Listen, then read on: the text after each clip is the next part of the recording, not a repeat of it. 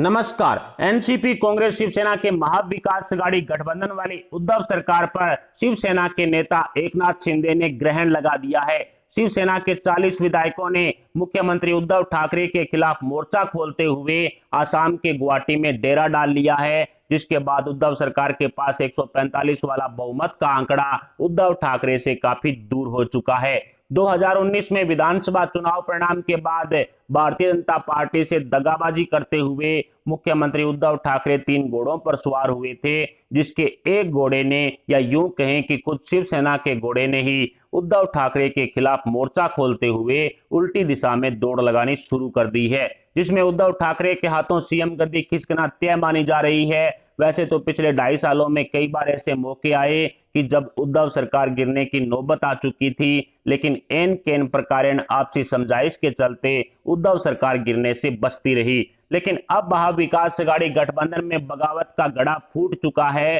जो उद्धव सरकार को ले डूबेगा। पिछले दिनों ही राज्यसभा चुनाव के बाद महाविकास आघाड़ी गठबंधन की आपसी फूट सड़कों पर आ चुकी थी, क्योंकि राज्यसभा चुनाव के दौरान भी एनसीपी कांग्रेस शिवसेना के विधायकों ने क्रॉस वोटिंग की थी, जिसके बाद भारतीय जनता पार्टी के एक अतिरिक्त उम्मीदवार ने राज्यसभा चुनाव में जीत दर्ज की और उसके बाद महाराष्ट्र में 10 एमएलसी सीटों पर हुए चुनाव के दौरान भी एनसीपी कांग्रेस शिवसेना के विधायकों ने क्रॉस वोटिंग करके भारतीय जनता पार्टी को एक अतिरिक्त उम्मीदवार सौंप दिया। हालांकि एमएलसी चुनाव के तुरंत बाद ही शिवसेना के 40 विधायक और 6 निर्दलीय विधायकों ने, जो उद्धव सरकार को समर्थन कर रहे थे, वो महाराष्ट्र से फरार होकर के गुजरात पहुंच जाते हैं और अगले ही दिन उद्धव सरकार के लिए बगावती संदेश इन बागी विधायकों द्वारा भेज दिया जाता है। दरअसल एकनाथ शिंदे एनसीपी और कांग्रेस के साथ गठबंधन करने से काफी नाराज चल रहे थे। बताया जा रहा है कि राज्यसभा चुनाव के दौरान भी एकनाथ शिंदे ने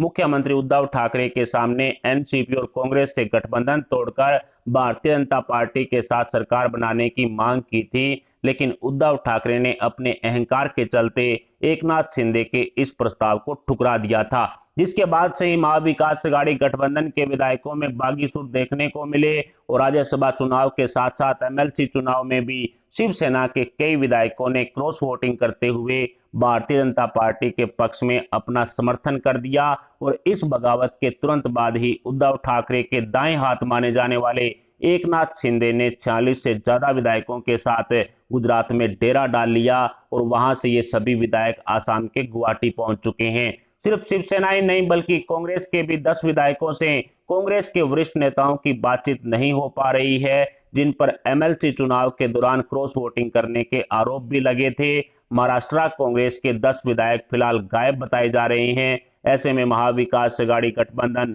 145 वाला बहुमत का आंकड़ा खो चुका है और अब भारतीय जनता पार्टी ने उद्धव ठाकरे से इस्तीफे की मांग भी कर डाली है। हालांकि उद्धव ठाकरे ने शिवसेना के विधायक दल पद से एकनाथ शिंदे को हटा दिया है और मंत्री पद छीनने की तैयारी भी उद्धव सरकार कर रही है। शिवसेना ने आज 6 बजे अपने सभी विधायकों की बैठक बुलाते हुए व्हिप जारी कर दिया है और साफ संदेश दे दिया है कि इस बैठक में नहीं पहुंचने वाले शिवसेना के विधायकों के खिलाफ पार्टी बड़ा एक्शन लेगी, जिसमें बागी सभी विधायकों को सस्पेंड करने की चर्चाएं भी लगातार तेज हो चुकी है। दूसरी तरफ एकनाथ शिंदे ने शिवसेना प्रमुख उद्धव ठाकरे के सामने शर्त रख दी है कि एनसीपी और कांग्रेस से किनारा करके बीजेपी के साथ मिलकर शिवसेना सरकार बनाएगी, तो ही शिवसेना को टूटने से बचाया जा सकता है। यानी कि एकनाथ शिंदे ने साफ संकेत दे दिए हैं कि एनसीपी और कांग्रेस के साथ गठबंधन में रहकर बागी विधायक वापस नहीं आएंगे। ऐसे में उद्धव ठाकरे के सामने अपनी सीएम गद्दी बचाने की बड़ी चुनौती है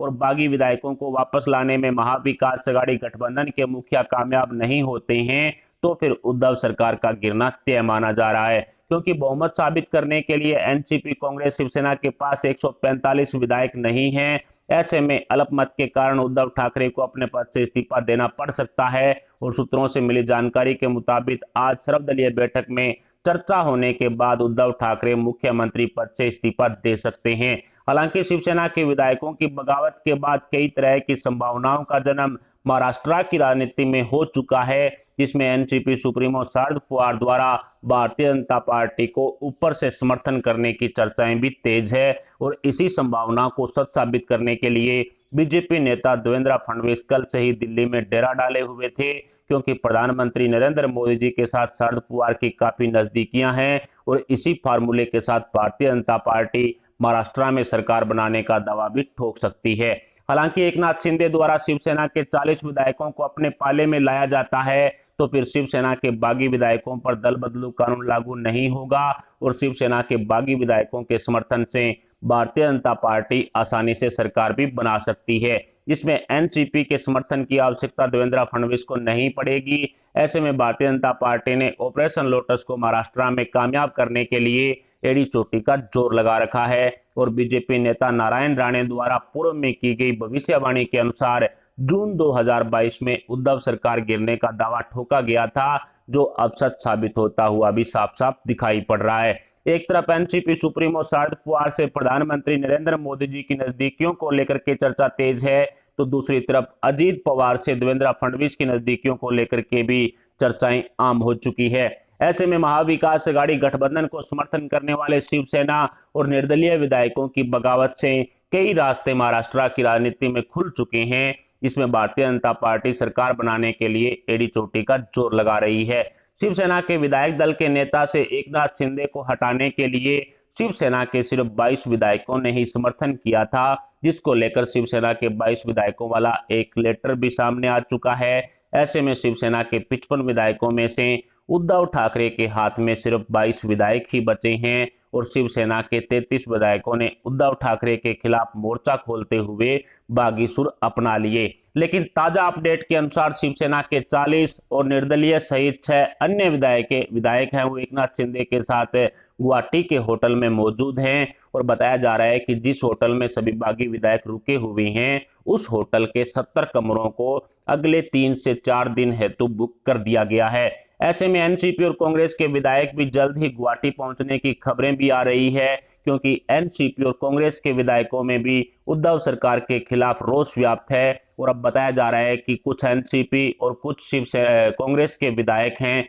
वो जल्द ही गुवाहाटी पहुंच सकते हैं और उनके लिए अलग से कमरे वहां पर बुक कर दिए गए हैं। हालांकि एकनाथ शिंदे ने शिवसेना के 3 अन्य विधायकों का उनको समर्थन होने वाला दावा भी किया है, जो अभी भी महाराष्ट्र में मौजूद है। लेकिन सूत्रों से मिली जानकारी के मुताबिक उद्धव ठाकरे की आपात बैठक में शिवसेना के सिर्फ 16 विधायक ही पहुंचे थे और 40 विधायकों के फरार होने की खबरें भी सामने आई थी। ऐसे में उद्धव ठाकरे को अपनी सीएम गद्दी बचाने वाली अग्नि परीक्षा से होकर गुजरना है, जिसमें शिवसेना प्रमुख उद्धव ठाकरे फेल होंगे या पास, ये तो आने वाला वक्त ही बताएगा, क्योंकि महाविकास अघाड़ी गठबंधन के बागी विधायकों का ऊंट बीजेपी की तरफ करवट करके बैठता हुआ दिखाई दे रहा है। लेकिन राजनीति संभावनाओं का खेल है, जिसमें कभी भी कुछ भी हो सकता है और शायद इसी के चलते भारतीय जनता पार्टी ने अभी तक महाराष्ट्र में सरकार बनाने के लिए किसी तरह का दावा नहीं ठोका है। महाराष्ट्र की राजनीति में हुए फिलहाल के हाई वोल्टेज ड्रामे से इतना तो साफ हो चुका है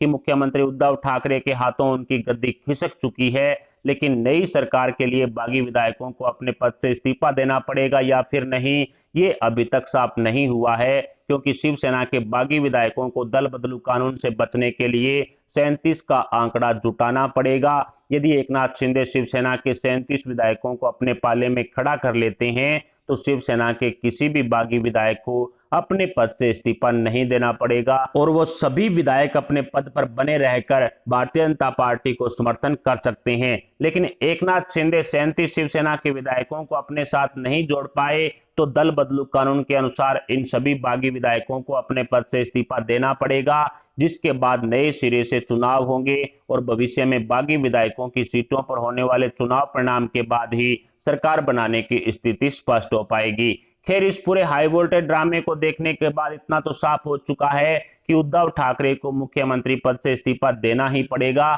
जिसके बाद महाविकास अघाड़ी गठबंधन का दी एंड होना तय माना जा रहा है। इधर भारतीय जनता पार्टी महाराष्ट्र में ऑपरेशन लोटस को कामयाब करने के लिए हर तरह की संभावना पर नजर रखे हुई है और अघाड़ी गैंग के विधायकों का इस्तीफा होने के बाद कोई बीच का रास्ता निकालने की कोशिश बीजेपी द्वारा की जाएगी, जिसमें एनसीपी सुप्रीमो शरद पवार की पार्टी के विधायकों द्वारा भारतीय जनता पार्टी को ऊपर से समर्थन मिलने की चर्चाएं भी लगातार तेज है। और इस संभावना पर अंतिम मोहर लगाने के लिए देवेंद्र फडणवीस दिल्ली में डेरा डाले हुए थे, साथ ही बताया जा रहा है कि महाराष्ट्र बीजेपी के सभी विधायकों को गुजरात भेजा जाएगा ताकि बीजेपी के विधायकों को किसी तरह की सेंधमारी या फिर हॉर्स ट्रेडिंग से बचाया जा सके। इस तरह से उद्धव सरकार का अंत होने वाला है और महाराष्ट्र को एक नई सरकार मिलने की चर्चाएं तेज हो चुकी है। वैसे भी भारतीय जनता पार्टी के पास 106 खुद के विधायक हैं, 13 निर्दलीय विधायकों का समर्थन भी बीजेपी को है,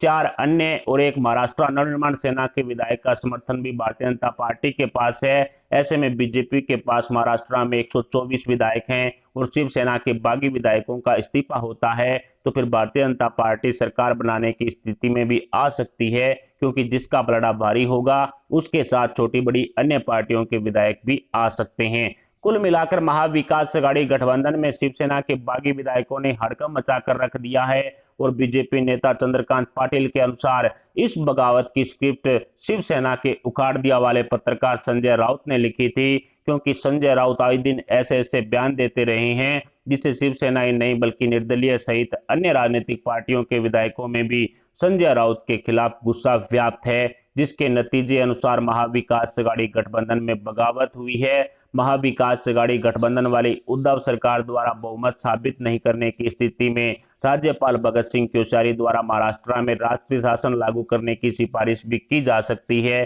जिसके बाद महाराष्ट्र की राजनीति में हड़कंप मचना तय माना जा रहा है। ऐसे में उद्धव सरकार गिरने के साथ साथ महाराष्ट्र में प्रेसिडेंट रूल लगने की चर्चाएं भी तेज हो चुकी है। इसी के साथ मुख्यमंत्री उद्धव ठाकरे कोरोना पॉजिटिव हो चुके हैं। हालांकि अब उनकी जो रिपोर्ट है वो नेगेटिव आई है, लेकिन पॉजिटिव होने की वजह से उद्धव ठाकरे को वर्चुअल बैठकें करनी पड़ रही है और खराब तबीयत की वजह से कोई ठोस कदम उठाने में भी उद्धव ठाकरे सक्षम नजर नहीं आ रहे हैं। साथ ही राज्यपाल भगत सिंह कोश्यारी भी कोरोना संक्रमित है और वो भी तबीयत खराब होने के बाद हॉस्पिटल में भर्ती हैं। ऐसे में शिवसेना का ऊपर वाला भी साथ नहीं दे रहा है और कोरोना की वजह से मुख्यमंत्री उद्धव ठाकरे, राज्यपाल भगत सिंह कोश्यारी दोनों ही महामहिम कोई ठोस कदम उठाने में सक्षम नजर नहीं आ रहे हैं। ऐसे में शिवसेना द्वारा अपने विधायकों के लिए जारी किए गए व्हिप के बाद उद्धव ठाकरे के इस्तीफे की चर्चाएं भी तेज हो चुकी है और सर्वदलीय बैठक के बाद उद्धव ठाकरे आज देर शाम तक अपने पद से इस्तीफा दे सकते हैं,